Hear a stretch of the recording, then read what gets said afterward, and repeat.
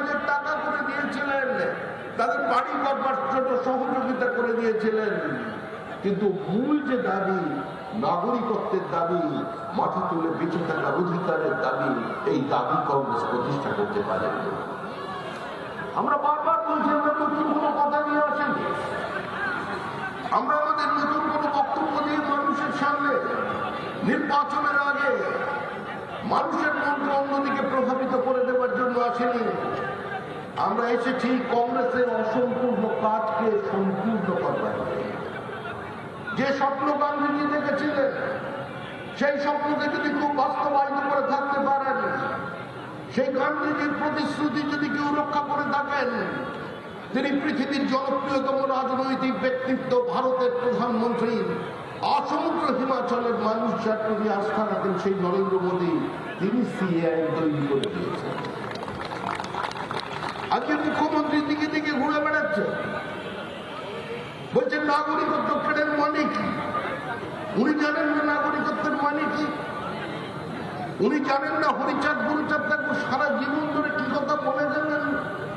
যে শিক্ষার অধিকার চাই, মাটির অধিকার চাই, আমাদের নাগরিকত্ব চাই, আমরা সমমর্যাদায় বেঁচে থাকতে চাই, আমরা দয়া চাই না, ভিক্ষা চাই না, অনুগ্রহ চাই না, উৎপন্ন উৎসব চাই না।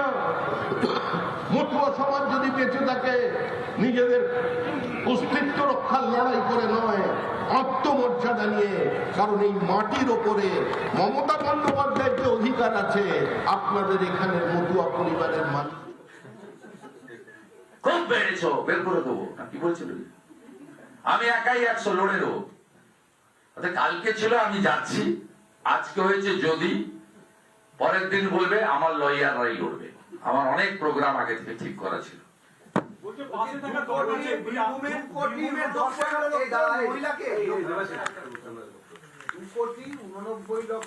নাম বাদ গেছে উত্তরপ্রদেশে। বলা হচ্ছে পশ্চিমবঙ্গে এত ভুয়ো আপনারা বিজেপি প্রচার করছে, কিন্তু বিজেপি রাজ্যে তো এত কোটির নাম বাদ। ঠিক কাজ করছে, কত রকমের কথা বলবেন, যাইতেই কাটিব, আসিতেই কাটিব, কি করে ভাই? এতক্ষণ বলে গেলেন ভুয়া নাম, মৃতকে জাতকে মৃত, ইত্যাদি ইত্যাদি। সুপ্রিম কোর্টে যাবো, কালকে বলেছেন যাবো, আজকে বলছেন যদি। এখন আপনি বলছেন নতুন অভিযোগ যে উত্তরপ্রদেশে ভুয়া বেশি, আমাদের ভুয়া কম। তাহলে তো ইলেকশন কমিশন সঠিক কাজ করছে, ধন্যবাদ জানানো উচিত। তাহলে মনোজ আগরওয়াল আর জ্ঞানেশ কুমার কি যে পার্সোনাল অ্যাটাক গুলো করছেন, এটা বন্ধ করুন। বলেছে এরা কি রোহিঙ্গা?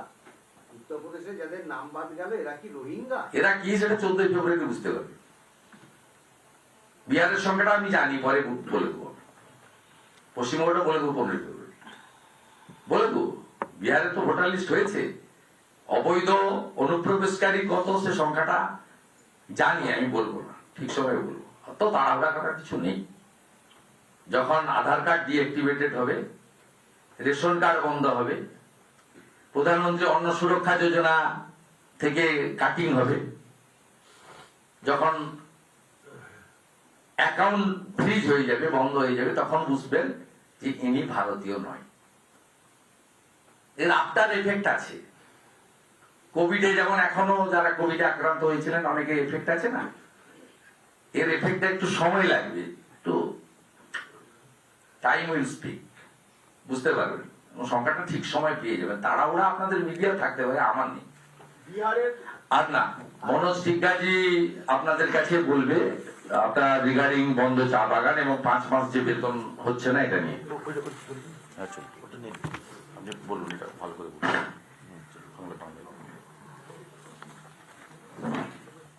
সমস্যার অধিকারকে কেড়ে নিয়েছে তৃণমূল ভিডিওর মধ্যে দিয়ে। এক ভিডিওকে কাজে লাগিয়ে একটার পর একটা বিজেপির পঞ্চায়েতকে দখল করেছে। আমাদের জয়ী প্রার্থীকে রাত্রি 1টা পর্যন্ত বসিয়ে রেখে পুনর্গণনার নামে তাদের অধিকারকে বাজেয়াপ্ত করে নিয়েছে। যারা প্রতিনিয়ত লক্ষ্মীর ভান্ডারের নাম করে রাজনৈতিক বিশ্লেষণ করতে গিয়ে মহিলাদের অপমান করে চলেছেন, আমরা তাদের বিরুদ্ধে থাকতে বলছি।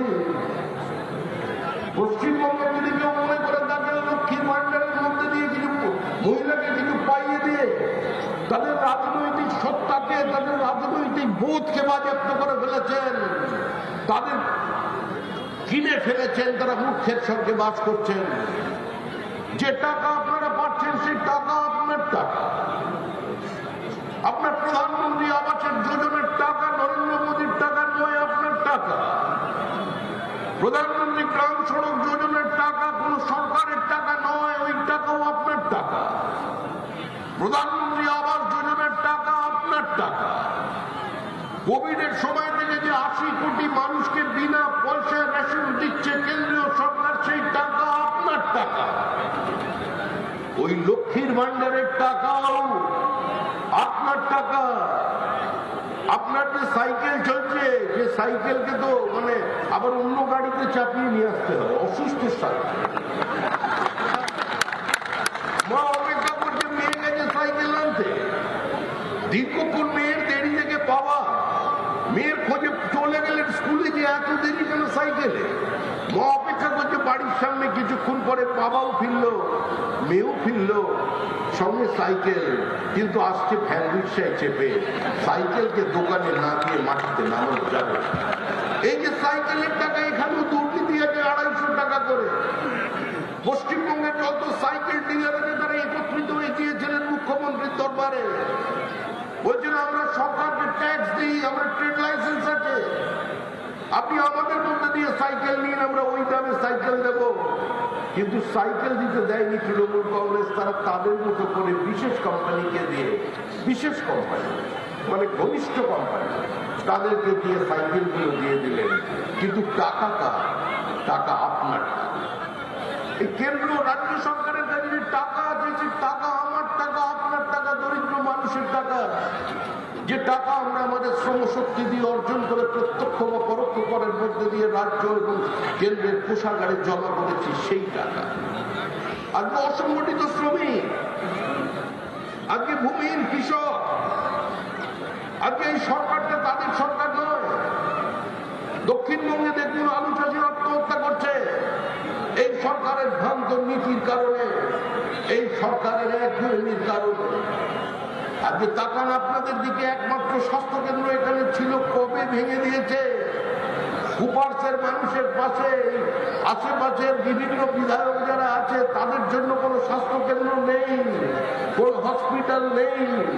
এমসের কারণে স্থানীয় অর্থনীতির পরিবর্তন হয়েছে, কিন্তু ন্যূনতম আধুনিক জীবনের স্বাদ থেকে আজকে এই অঞ্চলের মানুষ বঞ্চিত হয়েছেন। তার কারণ দেখুন, তৃণমূল কংগ্রেস এবং দুর্নীতির সমর্থক সব। তৃণমূল কংগ্রেসকে দুর্নীতি থেকে বিচ্ছিন্ন করা যাবে না। এরা 40,000 চাকরি চুরি করেছে, এরা 40,000 চাকরি, শিক্ষকের চাকরিকে বাজারে বিক্রি করে দিয়েছে, এরা গ্রুপ ডি চাকরি বিক্রি করেছে। মুখ্যমন্ত্রীর দপ্তরের যে গ্রুপ ডি স্টাফ আছে সেখানে পর্যন্ত দুর্নীতি করেছে।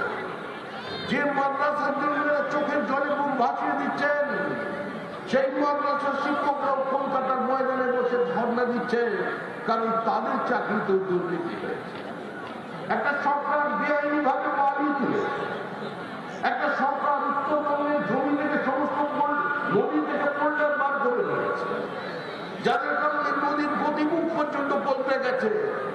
দুর্নীতি ছাড়া, গণতন্ত্রকে ধ্বংস করা ছাড়া গত 14 বছরে এই সরকার মানুষকে নতুন করে কিছু উপহার দিয়ে যেতে পারে। তাই আমার বেলায় একটু দেবী দেবতাকে নিয়ে ধরে, আমরা তো অনেক বিষ্ণু মাতার গল্প শুনেছি, এখন দেখছি নতুন গল্প। এতদিন পর্যন্ত কালীঘাটের মা কালী ছিলেন মুখ্যমন্ত্রী, পয়লা বৈশাখের দিন পুজো করে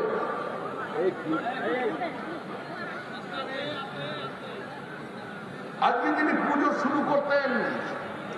এখন কালীঘাটের মা কালীও বলছে না আমি পারবো না, আমার পক্ষে সম্ভব না। মা কালী মুখ্যমন্ত্রীর দিকে তাকালে আর্জি করার কথা মনে পড়ছে, তুমিও মহিলা, ওইটাও একটা গরিবের বাড়ি নিয়েছিল। মুখ্যমন্ত্রী একবারে মা কালীর দিকে তাকালে মা কালী রাত্রিবেলা জিজ্ঞাসা করছেন 40,000 চাকরির কি হল। মুখ্যমন্ত্রী যখন হিজাব করে কোন জায়গায় গিয়ে হয়তো মুসলমানের সবাই যাবেন, উপর থেকে কেউ একজন জিজ্ঞাসা করছেন ওকে যে বক্তব্য যাদের পুড়িয়ে মারলে জীবন তো তাদের এই সমস্ত গল্প ছেড়ে মুখ্যমন্ত্রী হঠাৎ ধরে নিয়ে এসছেন জগন্নাথ দেব।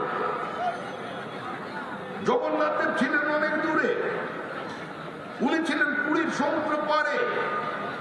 মুখ্যমন্ত্রী গিয়ে বললেন, চিন্তার কোনো কারণ নেই, আমি তোমায় নিয়ে আসবো দীঘার সমুদ্র তীরে।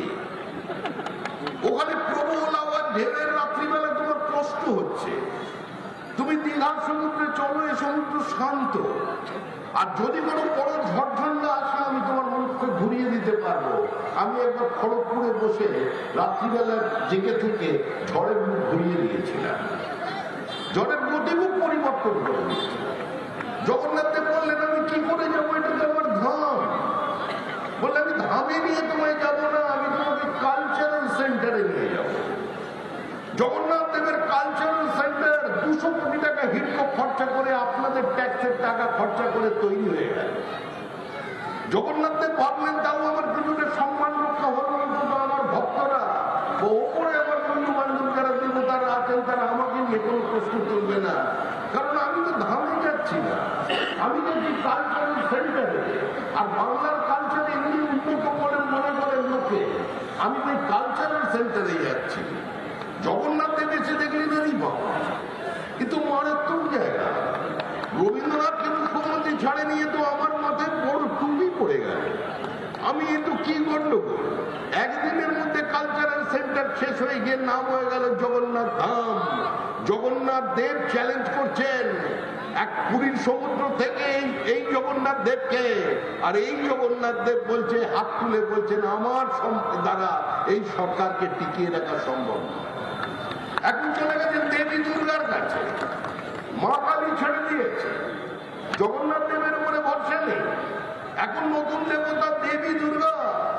দুর্গা দশপ্রহরণে ধারেনি, যে শব্দটা তার পূর্বপুরুষ কংগ্রেসীরা বাদ দিয়েছিল বন্দে মাতরম থেকে, বঙ্কিমচন্দ্রের এই আনন্দবট থেকে, আজকে সেই দেবী দুর্গার মূর্তি প্রতিষ্ঠা হবে কোথায়?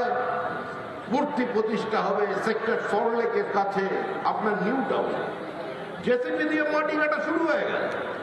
হঠাৎ মাটি কাটা যখন মাঝ রাস্তায় মুখ্যমন্ত্রী শিলান্যাস করবে দুর্গা ঠাকুরের, কিছু মানুষ এসে বললেন, না সাল্লাল্লাহু আলাইহি ওয়াসাল্লাম, আল্লাহ তাআলার জমি তুমি নিয়েছো আমাদের এখান থেকে অন্য কথা বলে, আমরা পৌত্তলিকতায় বিশ্বাস করি না, আমরা দুর্গাকে মানি না, আমরা বাংলাদেশের দুর্গার হাত ভেঙেছি, আমরা বেলডাঙ্গায় দুর্গা পুজোর বিসর্জন করতে দিইনি, আমরা হাওড়ার বাগানে দুর্গা পুজোর ঝামেলা করেছি, আমরা নদীয়ার বিভিন্ন জায়গায় দুর্গার পথ আটকেছি, তাই আমাদের জমির ওপর দুর্গার প্রতিমা তৈরি হবে না। মুখ্যমন্ত্রী মুহূর্তের মধ্যে সিদ্ধান্ত নিলেন, কারণ মুখ্যমন্ত্রীর গতি নেতৃত্ব থেকেও দ্রুত। যে কোনো মুহূর্তে উনি যে পথ নেবেন, ট্রিপল করতে পারেন, পশ্চিমবঙ্গের কোনো রাজনৈতিক নেতা পারবে না। নানা ধরনের কন্টেন্ট দেখার জন্য লাইক করুন, শেয়ার করুন আমাদের ফেসবুক পেজ, সাবস্ক্রাইব করুন আমাদের ইউটিউব চ্যানেল। পাশাপাশি অন্যান্য ব্রেকিং নিউজের জন্য অবশ্যই চোখ রাখুন রিপাবলিক বাংলায়।